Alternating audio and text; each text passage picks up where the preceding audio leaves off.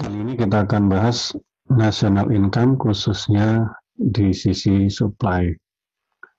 Ada beberapa hal di sini. Pertama, kita akan melihat ini sebagai classical model.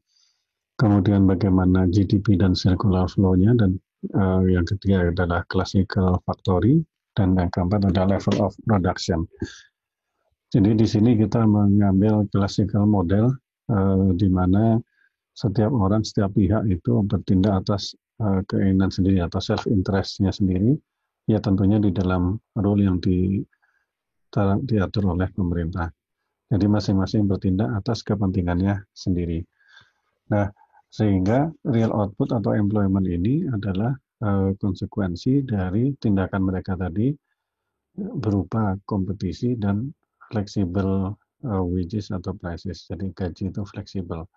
Ini adalah dua hal yang utama yang menjadi asumsi dari classical model.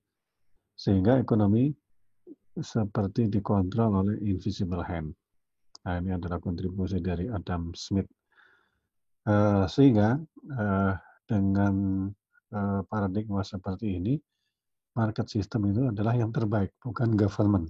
Sehingga mekanisme yang diciptakan oleh pasar dengan persaingan dan fleksibel wages of price tadi, dengan masing-masing pihak yang mengejar kepentingan sendiri atau self interestnya masing-masing, akan menghasilkan sistem yang efisien atau sehat bagi perekonomian. Ini adalah dasar dari market system dari classical model.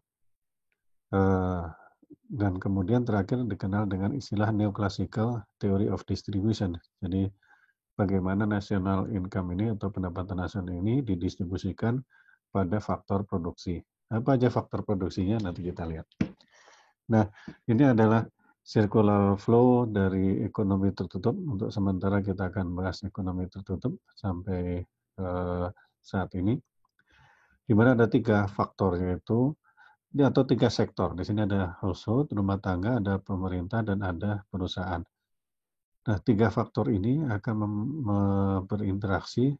Kemudian kita akan lihat GDP-nya adalah dari sisi income, barangkali kita lihat dari market for factor of production, kemudian kita bisa lihat dari sisi produksi atau belanja dari sisi market for goods and services. Nah, apa yang dilakukan oleh perusahaan? Perusahaan ini akan membayar membayar faktor produksi dari rumah tangga, yaitu tenaga kerja dan modal. Mereka akan membayar faktor payment-nya untuk menghasilkan barang dan jasa yang kemudian mereka mendapatkan revenue dari sini. Ini perusahaan.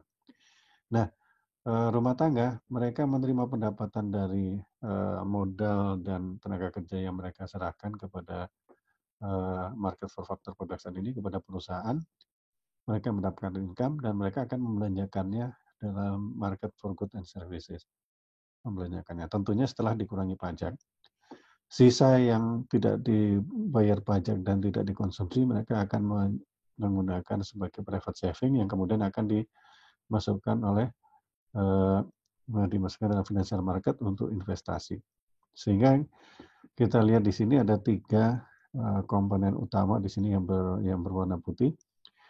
Ada konsumsi, ada government purchases, dan ada investment. Ini adalah yang membentuk demand dari gross domestic product. Tentunya net ekspornya masih nol di sini. Nah, ini kira-kira circular flow untuk ekonomi tertutup. Kalau ekonomi terbuka gimana? Sementara kita belum bahas, tapi sebagai gambaran bahwa kalau ekonomi terbuka maka akan ada eksternal ekonomi di sini yang akan membayar net ekspor atau demand dari eksternal ekonomi adalah berupa net ekspor. Di sini akan muncul net ekspor di persamaan national income atau GDP. Untuk bisa membayangkan, barangkali kita akan memecah GDP itu menjadi perusahaan-perusahaan. Nah, sehingga total GDP adalah total dari produksi yang dilakukan oleh perusahaan-perusahaan. Ini disebut dengan classical factory. Dan kemudian kita akan lihat bagaimana national income ini didistribusikan ke factor of production.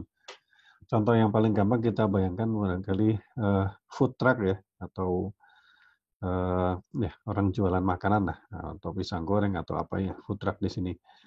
Ini barangkali salah satu contoh classical factory, di mana kita lihat jumlah produksi atau barang yang dihasilkan dari perusahaan tadi atau food truck tadi, itu akan tergantung dari labor and capital, tergantung jumlah orangnya, ada berapa kokinya, dan modalnya. Peralatan apa saja yang ada di dalam food truck tadi ya barangkali. Ada berapa wajan, ada berapa kompor, dan seterusnya. Jadi dua faktor ini yang akan menentukan jumlah produksinya.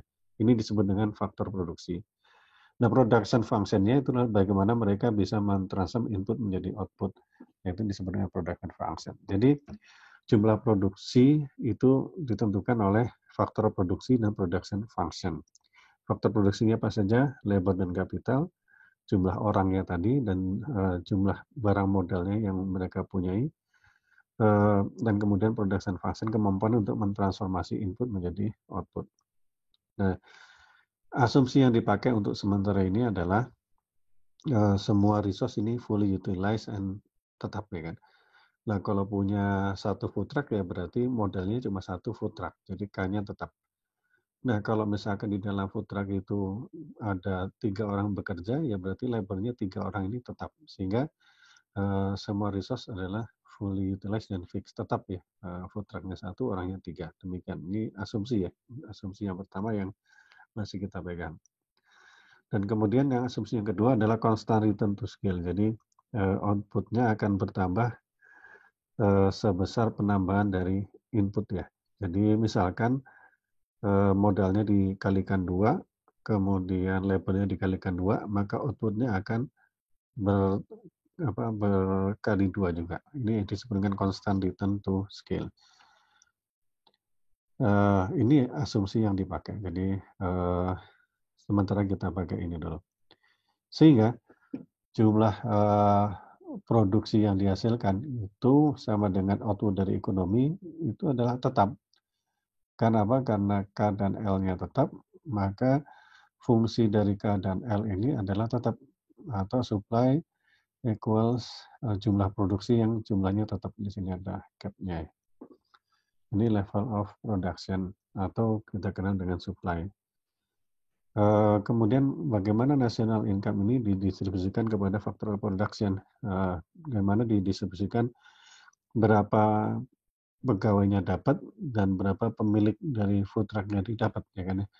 Berapa yang diperoleh oleh pekerja, orangnya, berapa yang dipakai oleh yang diterima oleh pemilik modal. Atau di sini disebut dengan faktor of production-nya akan menerima berdasarkan faktor prices-nya, yaitu pegawai akan menerima gaji, wages, kemudian pemilik modal atau food truck-nya akan menerima rent. Dari mana ini? Ini adalah grafik supply and demand-nya. Faktor supply-nya adalah tetap baik labor maupun capital, dari kita sudah sampaikan ini berupa asumsi sehingga garisnya akan tegak lurus supply-nya. Dan kemudian demand-nya akan menurun. Kenapa? Semakin mahal demand-nya akan semakin sedikit, semakin murah demand akan semakin banyak, sehingga garisnya akan menurun. Nah, ini berlaku untuk dua-duanya ya, baik untuk gaji maupun untuk sewa. Sehingga titik equilibrium-nya nanti akan ada di titik pertemuan dari supply dan demand tadi, di mana di sini adalah faktor price-nya, wage atau rent. Nanti kita jelaskan belakangan. Bagaimana cara melihatnya? Tadi dijelaskan bahwa ini merupakan neoclassical. Masing-masing pihak akan berusaha untuk memenuhi kebutuhannya sendiri. Nah, kalau perusahaan apa yang harus dipenuhi? Profit barangkali ya. Perusahaan akan berusaha memaksimalkan profitnya, yaitu dengan cara profit ini asalnya dari revenue, dikurangi biaya untuk labor, biaya untuk tenaga kerja, dikurangi biaya untuk modal. Revenue dari mana? Revenue dari harga dikalikan dengan jumlah produksinya. Berapa jumlah produksinya dikalikan harga barangnya. Dikurangi labor cost ini berapa gajinya dikalikan dengan jumlah tenaga kerjanya. Capital cost berapa? Sewanya dikalikan dengan jumlah modal. Atau kita bisa masukkan di sini jumlah output itu adalah fungsi dari K dan L, sehingga kita masukkan ke dalam persamaan.